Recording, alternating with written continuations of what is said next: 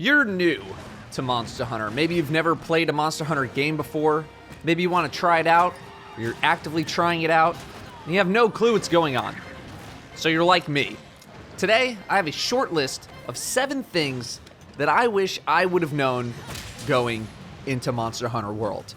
Number 1, always be upgrading. With the way materials work in Monster Hunter, there is no reason to hoard early game materials. You will outlevel them somewhat quickly. If you have the ability to make a new armor piece or you really want to try something new, do it. Those old materials will become useless the higher you go in level, unless you really want to make some low-level armor for some reason. The only reason to keep any old materials is for weapon crafting if you need to start from the bottom, but even then you'll be able to farm those materials very easily if need be. The same goes for the armor upgrade spheres. You will get better quality upgrade spheres as time goes on.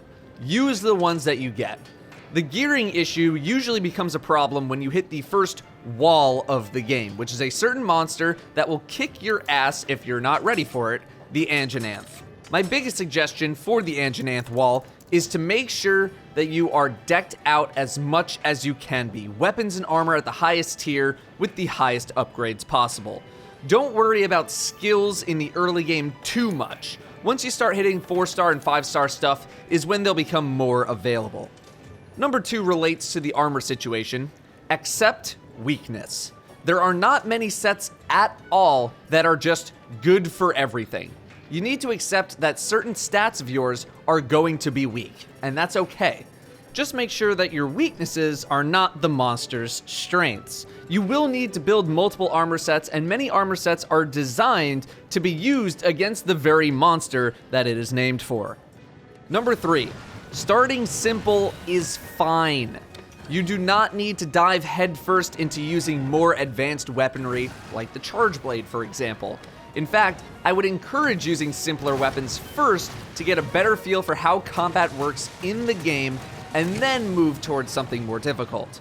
Learning the flow of combat is a much more valuable piece of information when first starting out. I think I would have enjoyed the early game much more had I not been so arrogant, wanting to stick it out with the Charge Blade. There's nothing wrong with that, but if I could go back, I'd probably start with something a little bit easier. Dual blades, the longsword, sword and shield, start with the basics. Button mashing is not part of the lexicon here, and will get you hurt. A lot. Number 4, bounties, bounties, bounties.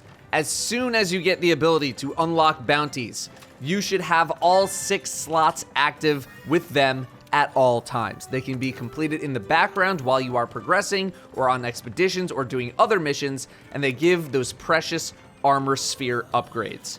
As long as you constantly keep up those bounties, you will be swimming in upgrade spheres. There is no reason not to keep them constantly rolling. Number 5, capturing is better than killing. You may want to unleash vengeance upon the monsters that have wronged you, and that's fine, especially because certain beasts cannot be captured, namely elder dragons, but the ones that you can capture should be captured because they give more materials at the end. This also allows you to fight those monsters that you capture in the arena. Not to mention that capturing will end the fight immediately versus having to go through another stage of fighting, which for certain beasts can be somewhat of a pain, especially if they enrage easily. The biggest tell to seeing if something can be captured is if it is limping. If it is, your next move should be a capture attempt. If the monster is sleeping, that's also usually a good tell, along with its pulse meter being almost a flat line. If it has a skull on its head in your minimap in the bottom left, that is also a sign that it is weak. To capture a monster, you need to trap it with a shock or pitfall trap, and then hit it with 2 trank bombs. It'll cost some extra materials to keep up with traps and trank bombs, not to mention multiple hunts forgetting that you don't have any traps since you can only hold 1 of each, but it'll save you time and get you more materials as long as you're diligent. Which brings us to tip number 6, be diligent about your consumables. Despite the fact that you can restock at a campsite, you should always make sure your pack is full of consumables before every hunt. Get into a habit of checking your stash whenever possible to make sure that you have potions, mega potions, buffs, traps, and whatever else is going to help you.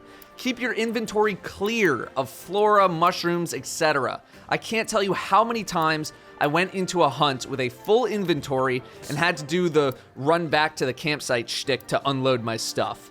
You're able to restock your inventory from your stash by just hitting a couple of buttons, so get in the habit of doing that. Stay organized. Finally, number 7, dung pods.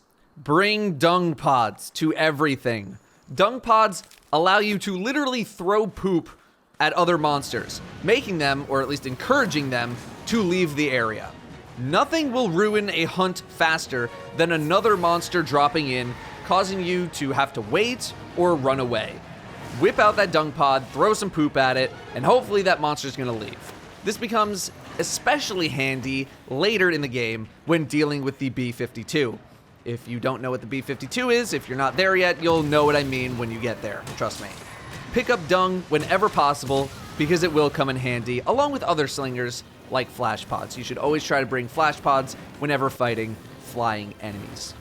A list of more minor things include: number 1, scout flies do not work in combat, so don't frantically look around for them while you're in combat. Number 2, talk to everyone who has an exclamation point on their head to get their quest. Number 3, use fast travel to camps to traverse long distances easily. Number 4, the ecological research guy is right here by all of these books, and you do need to talk to him eventually. Number 5, don't forget to eat before each hunt to get buffs. And number 6, always save your game. The game does not autosave certain things. Always be saving.